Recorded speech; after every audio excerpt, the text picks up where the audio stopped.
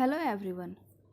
तो फाइनली नॉर्सेट का रिज़ल्ट आ चुका है, नॉर्सेट में सिलेक्शन हो चुका है। Very very very very congratulations to everyone जो भी नॉर्सेट में सिलेक्ट हो चुका है। अब नेक्स्ट प्रोसेस क्या है?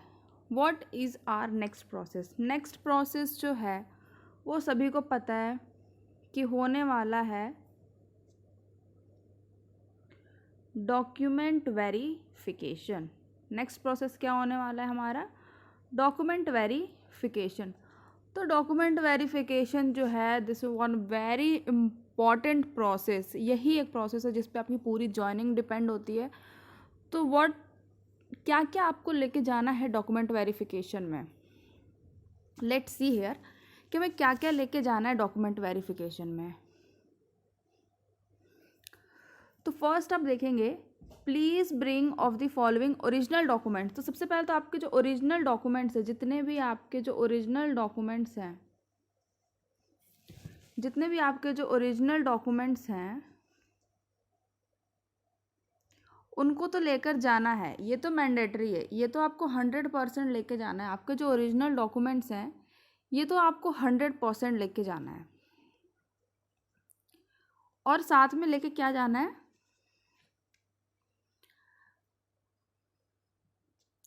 with one set of self attested copy। यानी कि एक सेट आपको फोटोकॉपी भी लेके जाना है। But I will tell you from my experience, आप एटलीस्ट 3 कॉपीज़ लेके जाना। आप एटलीस्ट 3 सेल्फ अटेस्टेड कॉपीज़ लेके जाना, क्योंकि कई बार क्या होता है उनको ऐसा लगता है कि डॉक्यूमेंट में वो प्रिंट सही से नहीं है या फिर और कहीं पे सबमिट करना है। तो कई बार ऐसा क्या होता है, यहाँ पे तो 1 सेल्फ अटेस्टेड कॉपी लिखा हुआ है, बट कई बार कुछ चीज़ें हो जाती हैं उसकी वजह से हमें और एक्स्ट्रा भी लेके जाना पड़ता है। तो हर एक डॉक्यूमेंट्स का आप 3 सेट बना के लेके जाइए।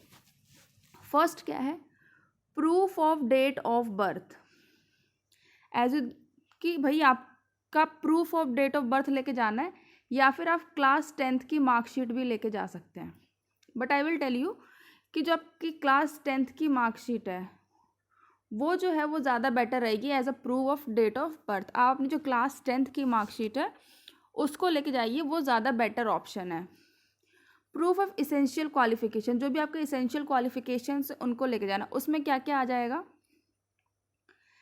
पहले तो अगर आपके पास प्रोविजनल डिग्री है, अगर अभी तक आपने जस्ट नर्सिंग कंप्लीट की है और आपका सिलेक्शन हो गया, बहुत अच्छी बात है। अगर आपके पास परमानेंट डिग्री नहीं है तो आप प्रोविजनल डिग्री अपनी लेके जा सकते हैं। और अगर आपकी डिग्री आ चुकी है तो आप डिग्री भी लेके जा सकते हैं। अगर आपने डिप्लोमा किया है, जैसे जीएनएम किया है, तो जीएनएम एक डिप्लोमा कोर्स है, तो आप डिप्लोमा भी लेके जा सकते हैं। Along with proof of date of result declaration issue of the certificate. और क्या चाहिए इसके साथ? किस दिन रिजल्ट डिक्लेयर हुआ है भाई, ये भी चाहिए। देख लो ध्यान से भाई, ये भी चाहिए। किस दिन रिजल्ट डिक्लेयर हुआ है ये भी चाहिए उनको। तो इसके लिए आपको क्या करना है? जो आपने अपना स्कोर कार्ड डाउनलोड किया है, सभी ने डाउनलोड किया होगा अपना स्कोर कार्ड। सभी ने डाउनलोड किया होगा अपना स्कोर कार्ड। तो अपने स्कोर कार्ड की जो फोटोकॉपी है वो फोटोकॉपी करवा लेना, एक्स्ट्रा करवा लेना। जो भी आपका स्कोर कार्ड है वो स्कोर कार्ड की फोटोकॉपी करा लेना with proof of result of declaration issue of certificate. जो भी आपका स्कोर कार्ड है उसका फोटोकॉपी करा के ले जाना। वैलिड रजिस्ट्रेशन सर्टिफिकेट, यानी कि जो भी आपका नर्सिंग का रजिस्ट्रेशन सर्टिफिकेट है उसको लेके जाना है। स्टेट नर्सिंग काउंसिल से हो या फिर इंडियन नर्सिंग काउंसिल से हो। देखो आपका जो कॉलेज है वो आईएनसी सर्टिफाइड होना चाहिए। तो आईएनसी सर्टिफाइड होना चाहिए, तो आप स्टेट का जो रजिस्ट्रेशन सर्टिफिकेट आता है वही लेके जाना। अगर आईएनसी का नहीं है तो वहाँ पे कोई इतना इशू नहीं है। Experience certificate in case of diploma, जैसे कि सबको पता है कि जीएनएम के थ्रू जब हम क्वालिफाई होते हैं तो हमें 50 बेडेड हॉस्पिटल का एक्सपीरियंस मांगते हैं। 2 साल का 50 बेडेड हॉस्पिटल का एक्सपीरियंस होना चाहिए। तो वही लिखा है यहाँ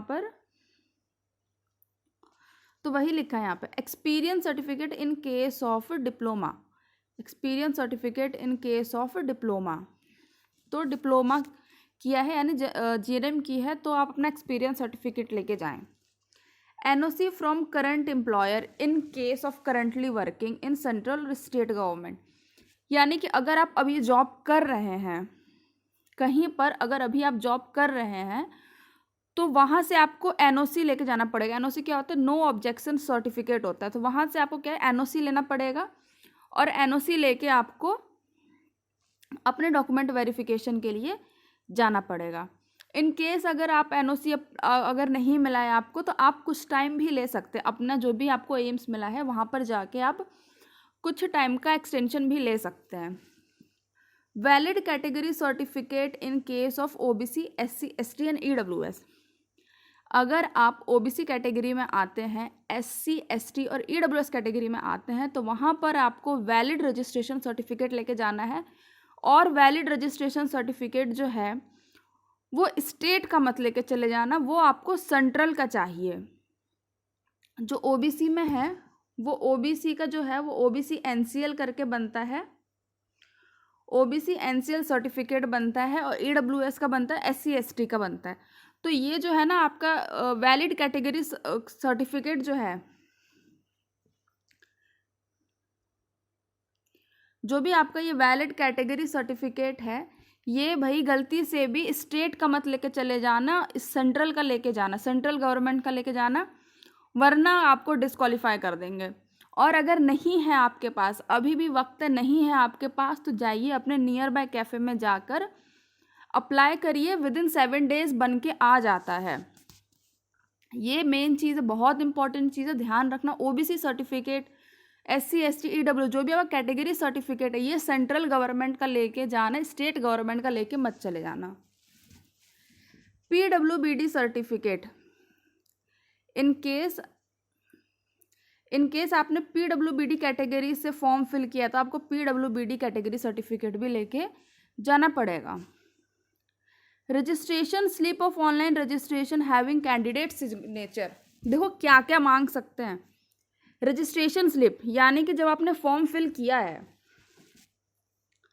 जब आपने एम्स का जब एग्ज़ाम देने के लिए जो आपने फॉर्म फिल किया है, तो फॉर्म फिल करने के बाद वो आपको प्रिंट निकाल के देते हैं ना, कैफ़े वाले प्रिंट निकाल के देते हैं आपको, जिसमें आपकी पूरी डिटेल लिखी रहती है, आपकी फ़ोटो लगी होती है, आपके सिग्नेचर होते हैं, मतलब पूरे एक रजिस्ट्रेशन का कि दिस डेट और ये एग्ज़ाम है, पूरा जो प्रिंट आपको निकाल के देते हैं कि आपने फॉर्म फिल कर दिया है, वो वाला भी मांगा है भाई, देख लो।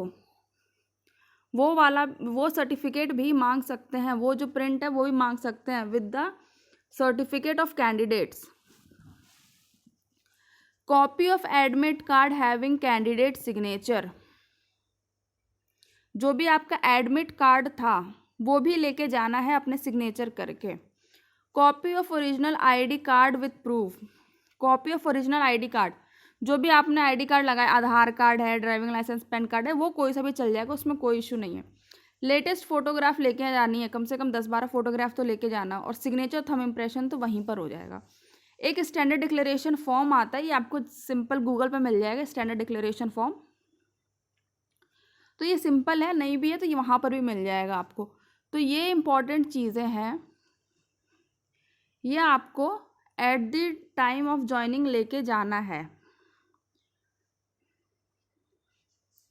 ये सारे जो डॉक्यूमेंट्स हैं आपको at the time of joining लेके जाना है। और बाकी ये जितने भी डॉक्यूमेंट्स हैं इनको मैं डिस्क्रिप्शन बॉक्स में भी मेंशन कर दूंगी, आपको अगर नहीं समझ में आ रहा तो आप वहाँ से भी देख सकते हैं।